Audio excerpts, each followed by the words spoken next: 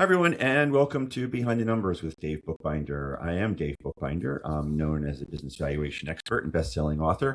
And this is the program we go deeper to understand what really matters most in business. I thank you all for joining me. So, what can business leaders learn from championship teams about trust, culture, and performance? And how do those lessons actually translate into measurable? Emmy Award-winning broadcaster Joel Goldberg is here today to join me and share insights from nearly 30 years inside Major League Baseball, covering World Series teams and studying what separates good teams from the great ones, and how those lessons apply directly to business, leadership, culture, and long-term success. Joel, welcome to Behind the Numbers. Dave, good to be with you. Thanks for having me. It's a pleasure. I'm really looking forward to this legit inside baseball conversation. So I told the audience a little bit about you. I didn't mention that you're also an author of Small Ball, Big Dreams and Small Ball, Big Results. Why don't you tell the audience the rest of the story about who you are? Well, if we're going way back, and I won't go too long on this one, I go back to actually growing up not too far from where you were at in the Philadelphia area, and I mention that only because I grew up a diehard sports fan and loved all Philadelphia teams with every bit of my life, really. And the only thing that I wanted to do more than play sports was broadcast sports, probably just because I realized I wasn't that good. And there were signs when I was in first grade in South Jersey of my teacher calling home complaining that I was disrupting class, first grade class, giving updates on the previous night's Philadelphia Phillies game. And so there were early signs. Fast forward to getting out of college, and I ended up breaking into television, local news, and small markets, climbed the ranks. And then over time, ended up in Kansas City as the pre and post game show host on TV, the in-game reporter. And I'm now in my 19th season with them and 32 years in TV. And along the way, I thought, there are a lot of, and you alluded to this in the intro, there are a lot of lessons learned in sports, a lot of lessons especially learned in baseball, I think more than any other sport, just because of the frequency of the sport and the failure that comes with it. And I thought, I think a lot of these lessons would translate to really any type of corporation. And so I started speaking, and with that came podcasts and books and speaking to you here today, which, that's a pretty big deal because now I paid you to say it.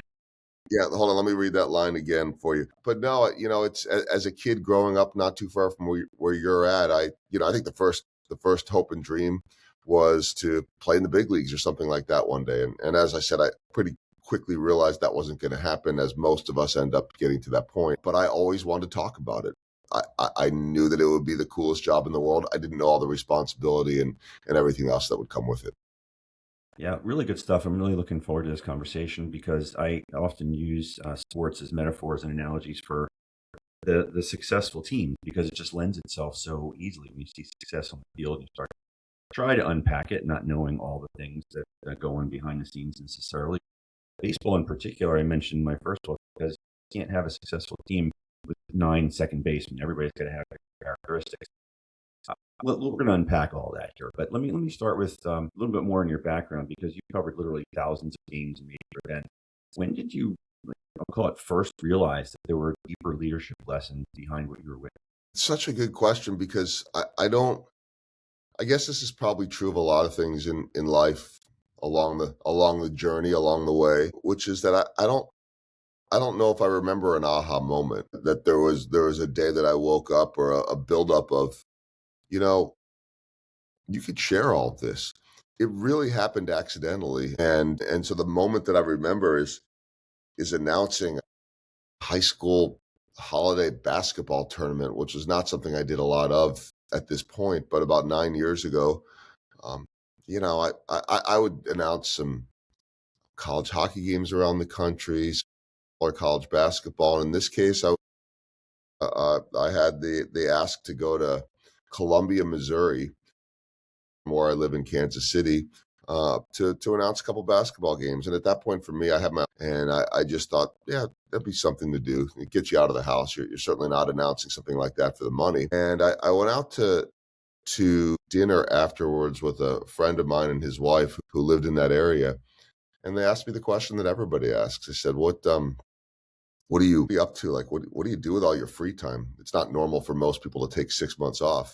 I will say, for the other 6 months a year, it's 6 to 7 days a week. So I always say that I work a year's worth of work in 6 months, but I was bored for the other six. And I said, oh, not much, games like this. And I'm speaking to some lawn care and golf course association, blah, blah, blah, whatever next week.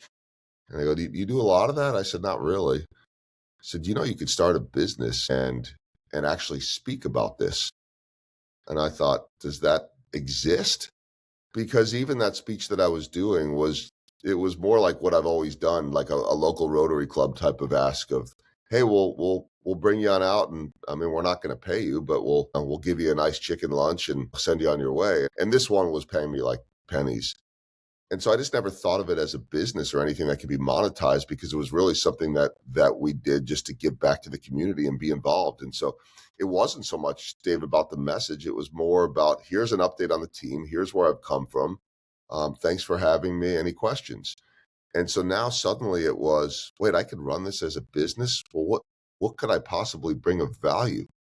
And this was the end of 2016 when this conversation came up. The Kansas City Royals were just a little over a year removed from winning their first world championship in 30 years. They are it had been the first in 29 years.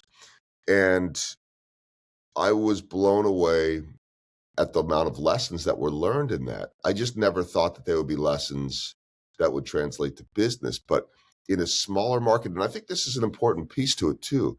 This could happen to anyone, anywhere, taking the path that I did. But there's something about the smaller market and the story of the quote unquote Cinderella. And the Royals, by the way, were expected to be good that year. They had won the pennant the year before. But the story still applies that when the small market, especially the way baseball is set up, when the small market ends up being the team that wins it all, and not the New York Yankees or the Los Angeles Dodgers, who I call the Amazons, the big tech companies of baseball. When the little guy can win that thing, there's inspiration there. How did they do it? They didn't have the best players. They had good players. They didn't really have any superstars on that team. They were the ultimate team. And they built a phenomenal culture. And as I started to network, which was the advice I got, until just start meeting people in the business community. And I knew that most of those people, if they were Royals fans in Kansas City, might know me, but I didn't know them. They might be the people that I waved to in the seats, and they say, hey, Joel, hey, how's it going? Good to see you. And now suddenly I'm going out to coffees with them and lunches with them and happy hours with them. And I'm listening a little bit. And if I'm being honest, I'm hoping that maybe they'd hire me, but really, I was just building network and connection. And the word that I heard more than anything was, we want, culture. We want a stronger culture. And just to put a bow on this, when I started the year before I started in Kansas City, I was working in St. Louis, and I traveled with the St. Louis Cardinals in a little bit of a lesser role than I've had in Kansas City. And I remember going to Kansas City and knowing that there was a chance I could be moving there next year. Nobody else knew that, for a bigger role. And I remember talking to their GM and introducing myself to him. Came up with a reason of why I wanted to get a soundbite from him that was related to the St. Louis Cardinals. But ultimately, I just wanted to meet him because I thought I could be working with this guy next year. And I remember saying to him, what are your goals? He was in his first full year, and the Royals were terrible. And he said, I want to build a championship culture. And I thought, okay, what does that mean? Well, when they ended up winning, what they raved about more was that we changed the culture. We turned the culture around here. And I thought, boy, what company wouldn't be interested in culture, whether they have it and want to continue it or get it better, or whether they're looking for it. And that was sort of the start of all of this, and really is what started a second career. And I'm not talking to you if I don't do that, or anyone on podcasts like this, because I never thought along those lines. I was just thinking about sports without thinking, gosh, there are really interesting lessons every single day at the ballpark. Yeah, and we talk a lot about building culture here. And my mission, as I think is I'm trying to change the conversation about how people are perceived from an accounting standpoint. You are your most valuable asset, and when you build proper culture, you get a more engaged team of employees, which creates more value for your business and for success for your organization. And one of the themes that comes up here a lot is trust. And winning trust is at the center of your message. What does trust actually look like inside a championship organization? Yeah, I love this question. Obviously, I mean, it's what I speak on, but I just think it's such, and that was a development in the trajectory of my speaking business. About 3 years ago, I was working with a speaking coach that I'd hired, and we're working virtually, and I loved it too because she didn't know, and this isn't a knock, but she knew nothing about sports, which was great because I've said for a long time, it's not a sports speech. The sports fans in the audience and the baseball fans in the audience, whether they're Kansas City or not, are going to love it because it is, pretty inside baseball, so to speak. But the message really is for everyone, and especially the non-baseball fan. I say especially the non-baseball fan only because if I lose them, if there's someone coming to one of my events that's I don't even like sports, I don't even want to go to this thing. Well, I got to speak their language too. And who doesn't understand the importance of trust and culture, as I mentioned? But when I was working with the speaking coach, she said, culture's pretty vague. It seems to me like in all of your speeches, the topic you talk about the most is trust. Let's build a speech and call it winning trust. And so that's what I did. And I really think it's the secret ingredient to building a stronger culture. It's the secret ingredient to me. It is the ultimate small ball. I talk about small ball in non-baseball terms being the little things that make you successful, that don't show up in the box score. And so in terms of baseball, in terms of business, in terms of life, it's really hard to win championships. It's really hard to be a successful team and sustain that if you don't have trust within your organization, and not just internally, externally as well. And to add to that, Dave, I think we're all brought up learning our craft, perfecting our craft, right? Here's how to be a better accountant. Here's how to be a better doctor. Here's how to be a better broadcaster and a better journalist. And this is the right way to ask questions. And, this is how to look at the camera. And this is how to project your voice. And this is how to write. And this is how to, they never told me in journalism school how to build trust. Never came up. And so I love to tell people all the time that, one, I'm not in the baseball business. I'm in the people business because we're all in the people business. And that's the common link to what I do and what everybody else does. And the second piece to that is that if you're in the people business, you're in the trust business. Because if you don't have trust, that people business is just a bunch of people. But if you have trust, you can do anything. And obviously you have to have the talent too. You know this as well as I do in sports and business for that matter, that there are plenty of really good, super talented teams that don't end up winning. And a lot of times it's because of the personalities. And, we can get, we can, the allure of the big name, the shiny object, the big purchase, the home runs, so to speak, in life, in business, they're fun. But the little things are really what are the secret sauce. And that's the small ball, that's the trust. And so how many teams have you seen in or out of sports in the course of your life, Dave, that have more talent than others and never did anything with it? And oftentimes it's because they're not, it's such a cliche thing to say, because we say it all the time in sports. And if it's said every day, it feels like it's a cliche, but you can't win unless you're all pulling on the same end of the rope.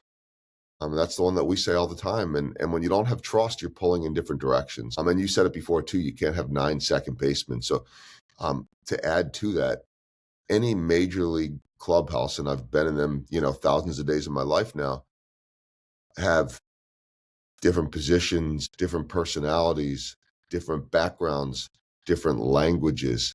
And when you could figure out how to cross all of those cultural differences and backgrounds and aspirations and personalities, when you could do that and earn the trust with them, and oh, by the way, in sports and baseball, you got to do it every single year. I mean, I would argue that it's an ongoing thing every single day, but once you have all that trust and everything is built, now you lose these 3 guys and bring in these new 5 guys, and who are the right people, who are the wrong people. I mean, this is a business discussion as well. Yeah, for sure. Anybody who's listening to this program who is a sports fan, that concept about the culture and the trust and why sometimes the most successful teams don't win at all really resonates. Well, there's a lot of frustration. I can almost visualize the head nods that are going on. When you talk about the small ball stuff, and I talk about that too. Brene Brown talks about it. It's little things, little interactions like every day that build that trust. But when you talk about small ball, what are some of the small ball behaviors that leaders are maybe overlooking day to day? I think the biggest one right now, Dave, and maybe it's always been the case, but I'll argue why even more so now than ever, is just the ability to listen. And with that, the security to be vulnerable. Those are two really big ones because we live in a world now where we're so inundated with instant gratification. We're distracted by the cell phones and all the devices and everything that comes with it, that we've lost the ability just to sit and listen. And this is important for leaders. It's true for people in sales, is that we've all become, maybe not all, but life has become so performative. And while we're doing all of that, we also have 5 other browsers or 10 other browsers opened up in our mind, and we're not present very much. You find a leader that is actually willing to listen to his people, that is willing to actually be vulnerable enough at times to say, you know what, I don't know all the answers, and I don't need to know all the answers, but I'd like to know what you think. And it's becoming harder and harder to do. And I think it could be a game changer because when you do have that leader or you do have that group, you talk about building trust, or I talk about building trust. And one of the greatest ways for me to build trust is to ask questions and just listen and be there and not have moved on to the next thing. And I think that when you do that, you build greater cohesiveness within your organization, but also with your prospects or whoever it is, in your profession that you're dealing with. I mean, if I want to go out there and speak to someone and I'm building a rapport with someone, the best way that I'm going to be able to help them is by knowing what matters to them and what they need. And the most interested they're going to be in my services is when I acknowledge that and have some ideas for them. And so I just think that, and I hear a lot of people, but, Simon Sinek's a great one, talking all the time about you don't go on a first date and go for coffee or dinner or whatever and ask somebody to marry you on the first date generally. But we've all, and this has been the case with sales missteps over the years, but we all want to get to the finish line now. And that's always been the case, but it's more so right now. We are wired, and the younger generation coming behind us, Dave, the younger generation is wired to have it with the snap of a finger because you're not going to wait for tomorrow because it's already done, right? I mean, if you're a millennial and certainly a Gen Z, like I'll take for instance my son who loves sports, I would say more than me, but he reminds me of me. He's in his early 20s, and his level of sports and interest in everything is what I used to be like. I've been in the business too long now that it's work for me, the best work. And maybe we all grow up too, and we don't. I know plenty of people our age that are still crazy about sports, but the point is that I don't really text him anything because it's always the reply is always, I already know that. Well, why? Because everything is dinging on his phone and it's alerting him every single moment. Our brains, and this isn't just a younger generation thing, our brains have become rewired for everything to happen now and now and now. And if you as a leader can slow things down and listen, that to me is the ultimate, because now people feel like they matter. People feel like they're being heard. People feel like they have a voice in this. And so to me, I think that's the biggest thing. Some of the best leaders that I've interviewed on my podcast and that I've talked to, I remember talking to a leader of a major insurance broker, and he takes over as the CEO of this company. I wrote about it in my first book, and he takes over as the CEO, first non-family member CEO, and it's in the middle of a pandemic. And he basically just spent every single day meeting with people virtually, one after the next, and just saying, if you were me, what would you do? And listening and building that rapport that way. So I think I would start there, and that's true for sports, that's true for business, that's true for any profession. And I think that that's just a small thing that we can work on. No one's going to hang their hat on saying, I'm the world's best listener, but it goes a really long way. And that to me is the definition of small ball in non-baseball terms, the little things that don't show up on the sales sheet or the stat sheet that make you successful. Yeah, listening is so important because so often people are wired to not necessarily be listening to understand. They're listening to speak next. Yes. In sports and in business, there's adversity. Joel, teams go through losing streaks, as my market knows quite well at the moment. How do teams maintain that great culture that we're talking about when they're in the middle of? Okay, I feel like not only have I lived this from my perspective, by the way, not as someone that is going home with an 0 for 4, but I've lived this for so many years as the post-game show host. I can't tell you how many nights I've walked out. Oh boy, that feels like the same exact broken record game as yesterday and the day before and the day before and the day before. And now, social media is blowing up and everybody's all upset and this fire the manager and what is wrong and these guys don't care and blah, blah, blah, and on and on and on.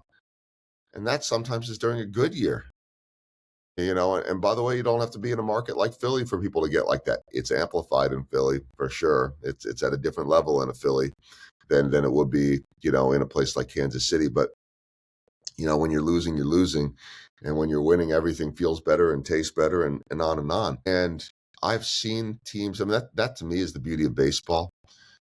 Because in football, you could go through a whole season without having a losing streak. And I don't know, what's a losing streak in football? 2 games, maybe 3 games, until it's considered a streak. I think in baseball, a streak to me is at least 3, but maybe more like 4 or 5. And I've covered some really good teams. For instance, I think 2006, the St. Louis Cardinals, I covered them, and they had 3 losing streaks that year of 6 or more games. I mean, 3 times they lost for a week at a time. And they won the World Series that year, which tells me that they were able to turn the page, that they were able to grind through it. And, this is why I really think that baseball is so much like life. And there's a quote that I love to use from the late legendary Buck O'Neill of Negro Leagues fame. And Buck O'Neill would say, nothing better than baseball. It teaches all the lessons. Now, I never got to meet Buck. He lived in Kansas City and, played for the Kansas City Monarchs, and he knew Jackie Robinson, and then was a longtime Major League Baseball scout, the founder of the Negro Leagues Baseball Museum, which I'm now a board member of. I never met Buck, but I feel his spirit all the time because I'm so familiar with the museum and the history of the Negro Leagues. So I wish I could have asked him what he meant by that, but what I felt like nothing better than baseball teaches all the lessons, for me means that baseball is every day. Whether you work 5 days a week, 6 days a week, 7 days a week, it never stops. I mean, you're lucky if you get a chance to go on a week vacation or, get away from it. But for the most part, the grind of life and work never stop, and that's baseball. And so you could go 0 for 4 tonight, and you got to go back and do it again tomorrow and the next day and the next day. And I mean, I've covered a team just 3 years ago that lost 106 games.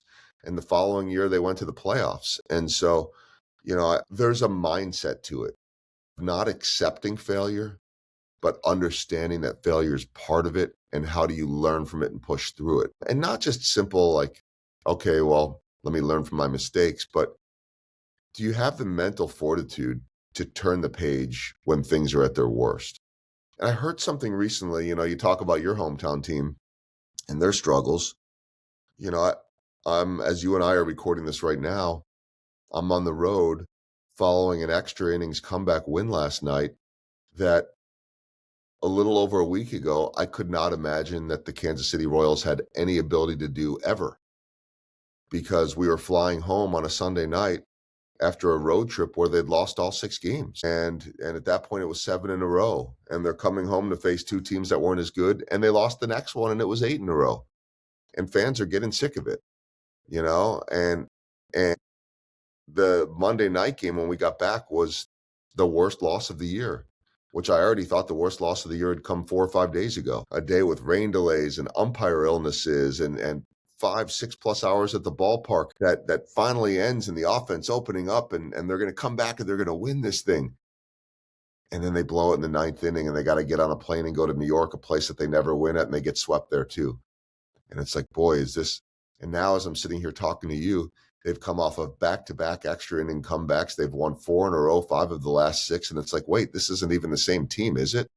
And so that's baseball. And I wanted to tell that long version of that story because everything changed over the course of 1 week. And it's like, you look at the body language, you look at the results, and everything that wouldn't fall before suddenly is falling. And oftentimes it happens just because of one little fluke thing. And I heard something, Dave, that I'd never heard before from one of our players last week after another post game with, players sounding like there was a death in the family, and they understand it's not that big, but you could see the look on their face. And this player says, I think very smartly, he says, we don't like this, but we've been here before. We've all been through this, and it always works out, and it's going to be okay. We've failed like this before. We've had losing streaks like this before. We've not been able to hit like this before until it ended, and then we were able to. So let's just understand that this is going to be okay. And sure enough, it broke, and it did. Doesn't guarantee they're going to win it all, but there was some comfort and understanding. And another one, too, I talked to a player yesterday, and he had hit the dramatic walk-off home run on Sunday. And I said, and he's a veteran that's new to Kansas City. And I said, well, you've done this on the biggest stage before. Sorry, I'm getting too baseball detailed here, but he had hit a grand slam off Tarek Skubal, who right now is probably the, best pitcher in the American League. He had homered off of Tarek Skubal grand slam in the playoffs. So I said, I guess the fact that you've been in a moment bigger than that before made it probably a little bit easier to slow things down. He said, it's not that. It's all the times that I failed in that moment, all the times that I didn't hit that home run or grand slam. And it just freed me up to say, you know what? I survived that. I was fine. What's the worst thing that could happen to me? So stop worrying about I need to do this and just understand that the worst thing that happens to me will be okay. And it freed him up, and he hit the home run, and he ended up being the hero. I think that there are a lot of lessons learned there. Yeah, I love that. And don't apologize for the baseball stories. They're fascinating and they're just super insightful. So as long as we're commiserating about local team sports, my team, the Phillies, we've been struggling recently as we've been recording this. Came off a crappy road trip. I think our starting pitchers can't get out of the fourth inning. A lot of the guys have ERAs north of 10. Batting averages are below my weight. Just horrible. So of course they had to fire their manager because you can't fire all the players. Talk to us a little bit about accountability in the world of baseball and leadership and how that impacts the team. Well, accountability is one of the pieces that I talk about with small ball. And one of my speeches, which is more culture than trust speech, I do an acronym of TEAM, not all that original, but the T still is trust. The E is empathy. The A is accountability. And just if you're keeping score, the M is meaning or purpose. But, accountability, it does start with the manager or even above him. By the way, if you're listening to this and you are a baseball fan and you want to see what a team lacking everything we're talking about has, or an organization, just look at what just happened in Boston right before Philadelphia fired their manager. Boston fires theirs, a manager that's considered one of the best in the game. And just the way everything went down, players finding out on social media, and just the whole thing was like a 3-ring circus. And they have a lot of work to do, I think, Boston, even with all their talent, because it feels to me as though they've got a lot of internal issues.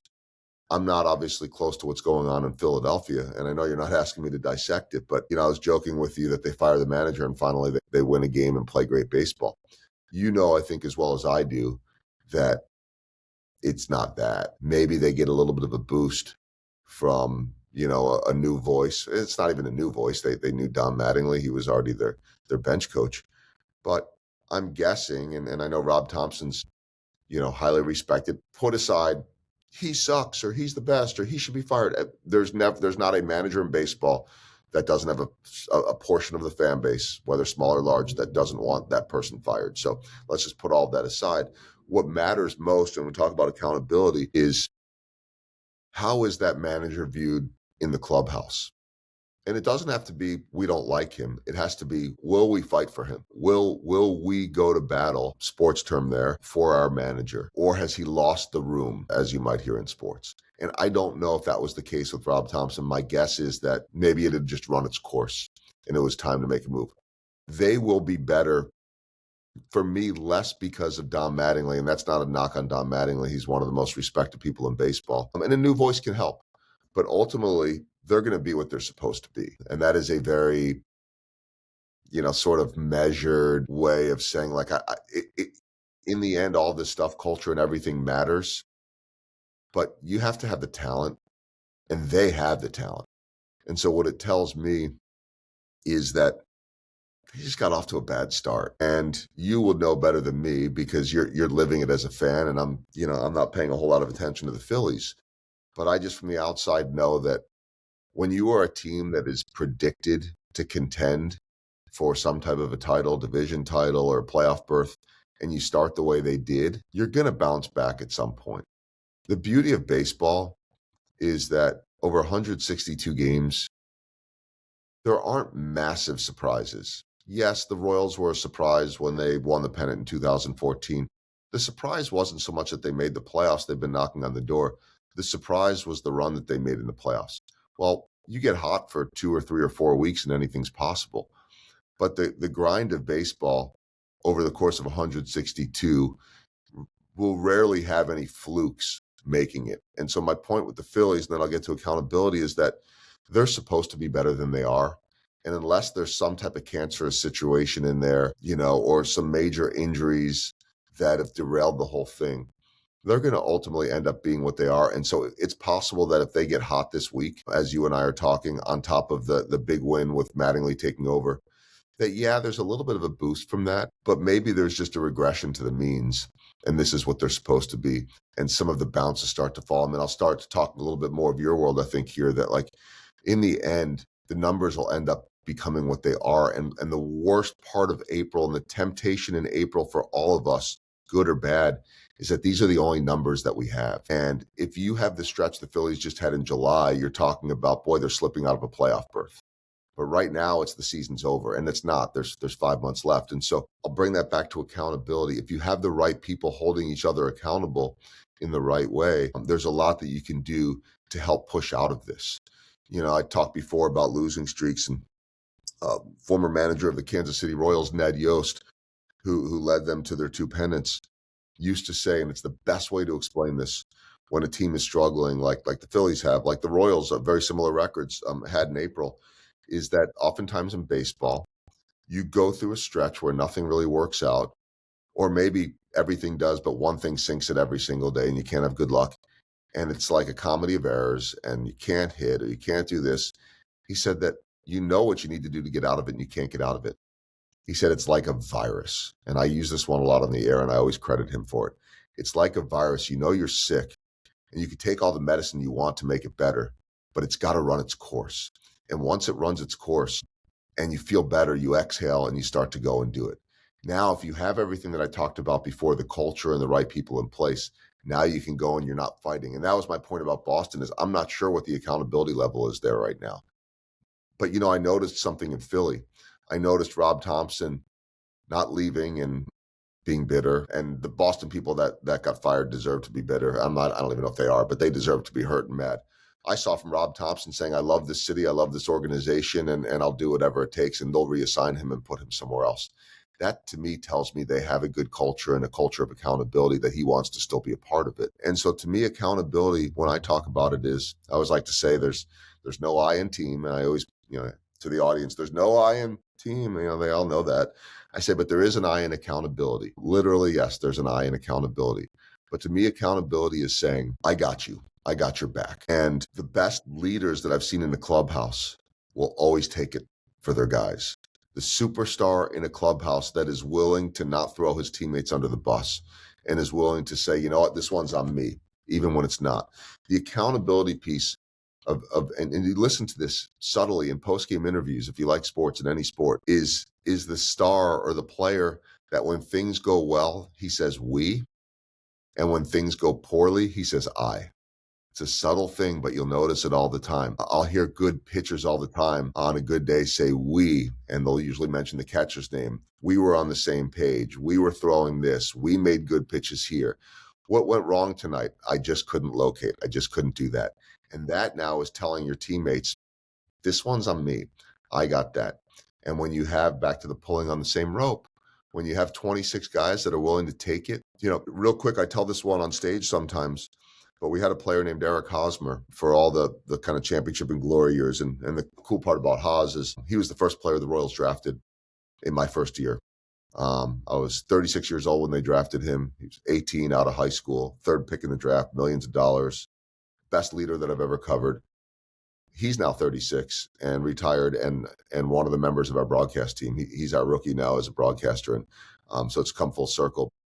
I tell people all the time he's the best leader and the most accountable leader that I ever worked with. We're in Tampa one year, and he gets picked off at first base, and it could have lost them the game. And thankfully, they came back to win.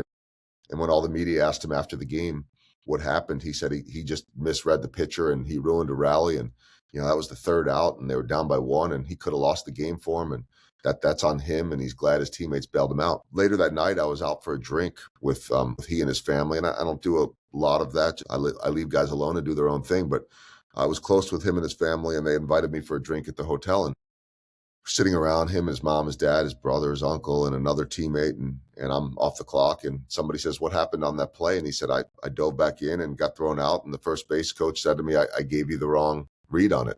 I gave you the wrong read on the pitcher. They call it a key. It's kind of like looking for a poker tell. And whatever he told him was wrong, and it got him hung out, and nobody ever knew it except for his family. And imagine if you're the first base coach and the player says, "I don't know, I was just listening to my coach." This is like one of the stars and the voices of the team. Now the media goes straight to the first base coach and says, "What happened?" "I just messed up, and that one's on me." Nobody ever knew about it. And if you're a player or a coach on that team and you're saying, "Man, our leader just took one for the coach," I'm going to do that too. That's accountability to me.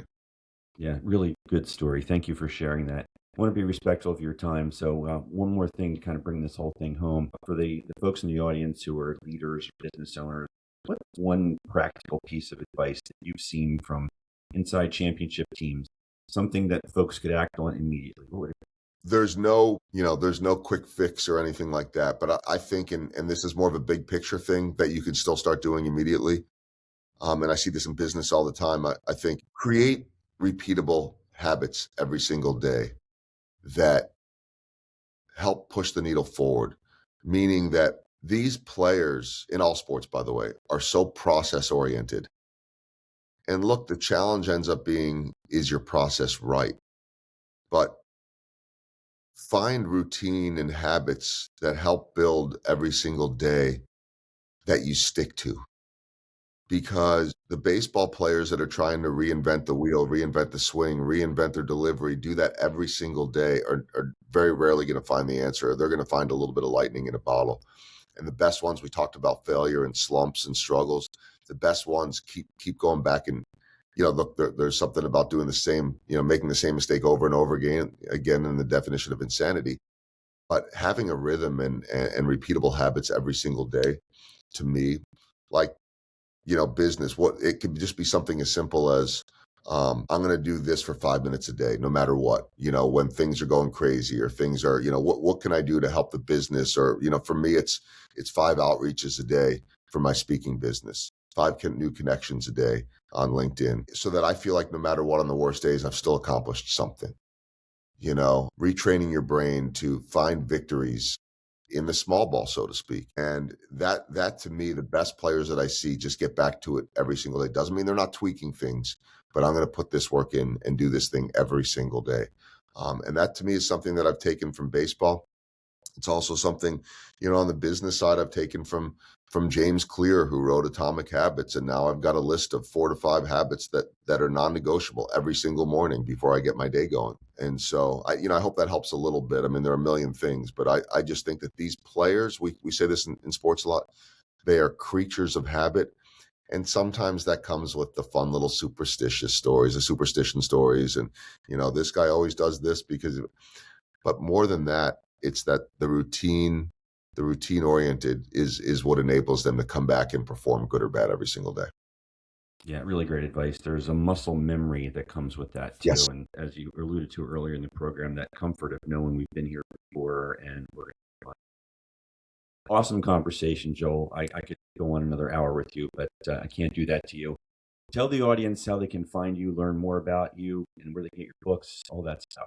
Yeah, I mean the books are certainly available on Amazon, like most, and you can certainly find them through my website as well. I think the easiest way to reach me is my website, which is joelgoldbergmedia.com, and that'll have all the links and the ways and the books and the speeches and the how to get a hold of me and the social media. Or if you're looking for a quick way to find me, LinkedIn, search for Joel Goldberg, and I'm pretty active on there, so it should pop up pretty quickly. And connect with me. I try to connect with everybody and send me a message saying that I heard you on Behind the Numbers. And that'll add a little bit of context to it as well. Yeah, that's awesome. And before you go, I got to tell you that I do have one rabid fan in Kansas City. His name is Frank, and I told him that you were going to be a guest on the program, and he said you are the real deal, and he was super excited to hear that you were coming on the program. Well, Frank, I was going to say tell Frank, but maybe he's listening. So, Frank, thank you for that. It's a lot of fun. It's great to be able to do what I do because it is living the dream. But more than that, now it's cool for me to be on podcasts like this, and I'm not just blowing smoke here because I know you and I talked maybe a month ago or something like that, and I know your preparation, and I've been on plenty of others where the preparation's not there. And so you want to pick and choose the ones that make sense.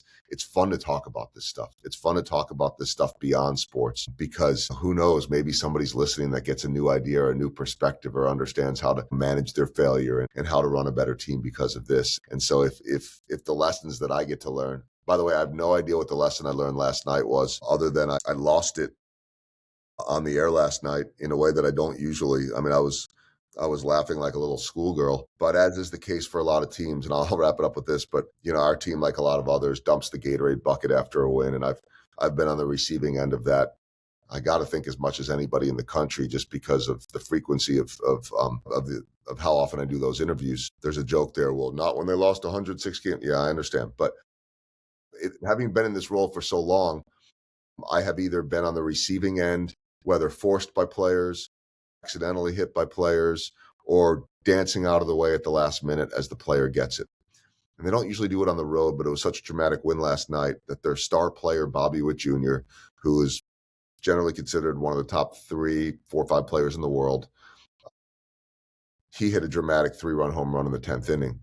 Well, Salvador Perez, I'm giving some of this for Frank here if he's listening, but Salvador Perez, their future Hall of Fame catcher, who started dumping the bucket probably back in 2013 to the point where it became known in Kansas City as the Salvi Splash. And he doesn't even always dump the bucket anymore, and they still call it the Salvi Splash. And they don't usually do it on the road anymore, but he did last night because the drama of the win. And I'm in the middle of interviewing Bobby Witt Jr., who is one of the most stoic, very serious, total gentleman, young kid, 25 years old, but he doesn't laugh a whole lot. Very nice.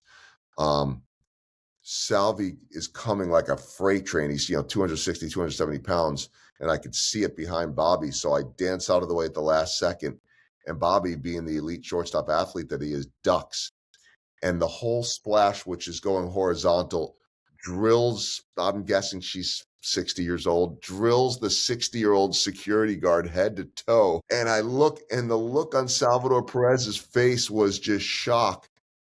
And the look on Bobby's face, he is in tears laughing. And now the Salvi's going to hug the security guard, and Bobby's shaking her hand, and Salvi's sitting there saying, "I'm glad it didn't hit the cop, or I might have gone to jail tonight." And I'm just losing my mind. And so I just bring this up saying, like, it's so much fun because you never know what you're going to experience when you go to the ballpark.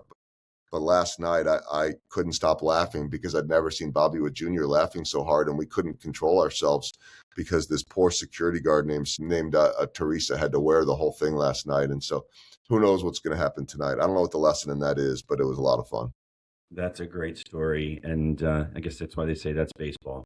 Thank That's you, Joel, baseball. so much for Thanks, Dave. joining us and sharing your insights. Really appreciate you being on the program. Thanks, Dave.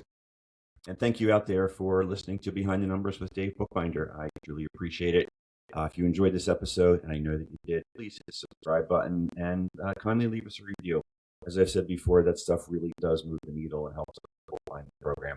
Until next time, I am Dave Bookbinder, reminding you that the numbers tell the story, but the people bring it to life. See you next time, gang. Take care.